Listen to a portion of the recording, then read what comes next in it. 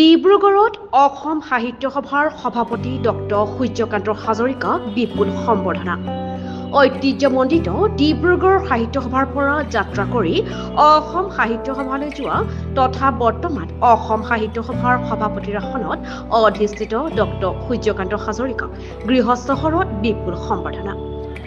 1893 চনতে গঠিত ঐতিহ্যমণ্ডিত ডিব্ৰুগড় সাহিত্য সভাৰ উদ্যোগত তথা সম্পাদক ৰাতুল গোহাঁই আধৰা আৰু ডক্টৰ শশীকান্ত সত্যৰ সভাপতিত্বত অনুষ্ঠিত সভাত সভাপতিগৰাকীক বিপুল সম্বৰ্ধনা জ্ঞাপন কৰা হয়।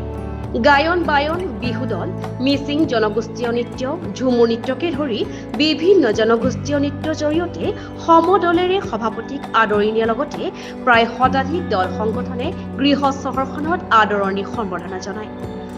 ডিব্ৰুগড় সাহিত্য সভাৰ মজিয়াৰ পৰাই অসম সাহিত্য সভাৰ মজিয়ালৈ যোৱা ডক্টৰ সূৰ্যকান্ত হাজৰিকাই অসম সাহিত্য সভাৰ পূৰ্বে গঠিত হোৱা ডিব্ৰুগড় সাহিত্য সভাৰ সৈতে থকা স্মৃতি ৰোমন্থন কৰাৰ লগতে ডিব্ৰুগড় সাহিত্য সভাই সাহিত্য সংস্কৃতিৰ ক্ষেত্ৰখনলৈ থকা অৱদানৰ বিষয়েও উল্লেখ কৰে। ডিব্ৰুগড় বিশ্ববিদ্যালয়ৰ অসমীয়া বিভাগৰ লক্ষ্মীনাথ বেজবৰুৱা আসনৰ প্ৰাক্তন মুৰব্বী অধ্যাপিকা ডক্টৰ কৰবী ডেকা হাজৰিকা উপস্থিত থকা সভাতে সাহিত্য সভাৰ দ্বাৰা প্ৰকাশিত দুখনকৈ গ্ৰন্থ সভাপতি ডক্টৰ সূৰ্যকান্ত হাজৰিকাই উন্মোচন কৰে। ডক্টৰ ভাৰতী দত্তৰ ব্ৰিমিখা, মঞ্জুষা আৰু দিলীপ দত্তৰ ৰজনীগন্ধা শীৰ্ষক গ্ৰন্থ দুখন উন্মোচন কৰে। অনুষ্ঠানত ND24 পৰিচালন সঞ্চালক কিশোৰ বৰা উপস্থিত থাকি ডিব্ৰুগড় সাহিত্য সভাৰ সৈতে থকা আৱেগ উল্লেখ কৰি শৈশৱৰ পৰাই নিষ্পৃতি প্ৰয়াত থানেশ্বৰ বৰাৰ অৱদান আৰু ডিব্ৰুগড় সাহিত্য সভাৰ সৈতে জড়িত পুৰোধা ব্যক্তিসকলৰ সান্নিধ্যৰ কথা উল্লেখ কৰে। উল্লেখযোগ্য যে তেওঁ ভাষণ প্ৰসংগত ডিব্ৰুগড় সাহিত্য সভাৰ প্ৰেক্ষাগৃহটো অত্যাধুনিকভাৱে নিৰ্মাণ কৰি দিয়াৰ আশ্বাস প্ৰদান কৰে। দুটা অনুৰোধ আছে ডিব্ৰুগড় সাহিত্য সভাৰ, আমাৰ ভুৱন মোহন গোস্বামী ডাঙৰীয়া দুটা অনুৰোধ আছে। পৰ্যায়ক্ৰমে মোৰ সাধ্য অনুসাৰে মই কিমান দূৰলৈকে পাৰোঁ মই সহায় কৰিম আৰু এইটো মেৰামতি কৰাৰ ক্ষেত্ৰত একষ্টিক কৰাৰ ক্ষেত্ৰত তেওঁলোকে এটা প্ৰপ'জেল মোক মৌখিকভাৱে কৈছে। মই ভাবোঁ যে এইটো যদি কৰিব পৰা সম্ভৱ হ'বগৈ, মই তেখেতসকলৰ পৰা এষ্টিমেটো বিচাৰিছোঁ। মই ডেফিনেটলি মোৰ ফালৰ পৰা মই কৰাৰ চেষ্টা কৰিম, আপোনালোকে আশীৰ্বাদ কৰিব।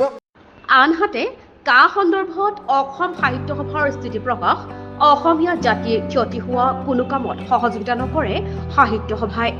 সদায় অসমবাসীৰ বৃহত্তৰ স্বাৰ্থৰ খাতিৰত কাম কৰি আহিছে সাহিত্য সভাই।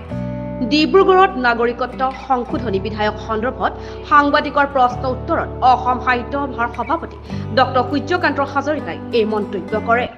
আমি সদায় অসমবাসীৰ বৃহত্তৰ স্বাৰ্থৰ খাতিৰত অসম সাহিত্য সভাই আছোঁ। গতিকে অসম সাহিত্য সভাই অসমৰ জাতিৰ ক্ষতি হ'ব পৰা কোনো ধৰণৰ কৰ্মৰ ক্ষেত্ৰত আমি সহযোগিতা নকৰোঁ।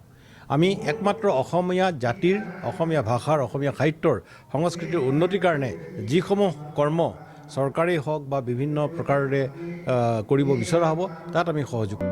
উল্লেখযোগ্য যে প্ৰায় 4 শতাধিক লোকৰ উপস্থিতিত অনুষ্ঠিত হোৱা গাম্ভীৰ্যপূৰ্ণ অনুষ্ঠানটিত অসম সাহিত্য সভাৰ দ্বাৰা প্ৰকাশিত সাহিত্য সভা সংবাদক সম্পাদক তথা ডিব্ৰুগড় সাহিত্য সভাৰ প্ৰাক্তন সম্পাদক গৌতম গগৈও ডিব্ৰুগড় সাহিত্য সভালৈ অসম সাহিত্য সভাৰ প্ৰতিষ্ঠা কালৰে পৰা বৰ্তমানলৈকে সভাপতিসকলৰ ফটো সম্বলিত এখন স্মাৰক প্ৰদান কৰে।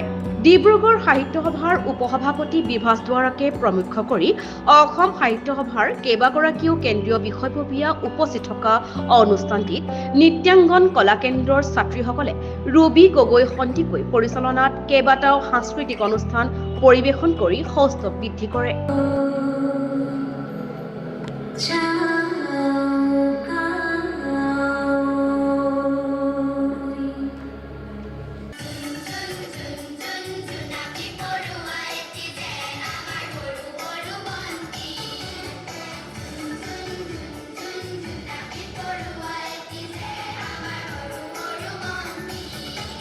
ডিব্ৰুগড় সাহিত্য সভাৰ সম্বৰ্ধনা, বিশেষ সম্বৰ্ধনা আৰু গ্ৰন্থ উন্মোচনী অনুষ্ঠান আছিল। যিহেতু ডিব্ৰুগড় সাহিত্য সভাই লেখক লেখিকাসকলক উৎসাহিত কৰি থকাৰ কাৰণে সাহিত্য সংস্কৃতিৰ ক্ষেত্ৰত আগবাঢ়ি যাবৰ কাৰণে বিভিন্ন সময়ত বিভিন্ন ধৰণৰ পদক্ষেপ গ্ৰহণ কৰি আহিছে আৰু আমি লেখকসকলৰ আমি গ্ৰন্থ বিভিন্ন সময়ত প্ৰকাশ কৰি আহিছোঁ। ডিব্ৰুগড় সাহিত্য সভাই শেহতীয়াকৈ প্ৰকাশ কৰি উলিওৱা প্ৰায় 400 পৃষ্ঠাৰ এখন গ্ৰন্থ ডক্টৰ ভাৰতী দত্ত ডাঙৰীয়ানীৰ গ্ৰন্থ বিম্বিষা মঞ্জুষা আৰু এই গ্ৰন্থখন আমি প্ৰকাশ কৰিছিলোঁ আৰু আজি অসম সাহিত্য সভাৰ প্ৰথিতযশা সাহিত্যিক নগেন শইকীয়া ছাৰে উন্মোচন কৰা কথা আছিল যদিও শাৰীৰিক অসুস্থতাৰ হেতু অসম সাহিত্য সভাৰ সদাৰ সভাপতি সূৰ্যকান্ত হাজৰিকা ডাঙৰীয়াই উন্মোচন কৰিলে। অসমৰ ঐতিহ্যপূৰ্ণ এটা সাহিত্য সংগঠন আমাৰ ডিব্ৰুগড়ৰ 1899 চনত 93 চনতে গঠন হোৱা ডিব্ৰুগড় সাহিত্য সভাৰ আজি এটা গুৰুত্বপূৰ্ণ দিন বুলি আমি অনুভৱ কৰিছোঁ, এটা চিৰস্মৰণীয় দিন। আমি আজি আমাৰ এই সাহিত্য সভাৰ প্ৰায় এসময়ত সাধাৰণ সদস্যৰ পৰা সহকাৰী সম্পাদক আৰু পৰৱৰ্তী সময়ত তেখেতে অসম সাহিত্য সভাৰ সভাপতিৰ দৰে গুৰুত্বপূৰ্ণ দায়িত্ব গ্ৰহণ কৰি আমাক গৌৰৱান্বিত কৰা ডক্টৰ সূৰ্যকান্ত হাজৰিকাদেৱক আমি সম্বৰ্ধনা জনোৱাৰ উদ্দেশ্যে আজি সভাখন অনুষ্ঠিত কৰোঁ।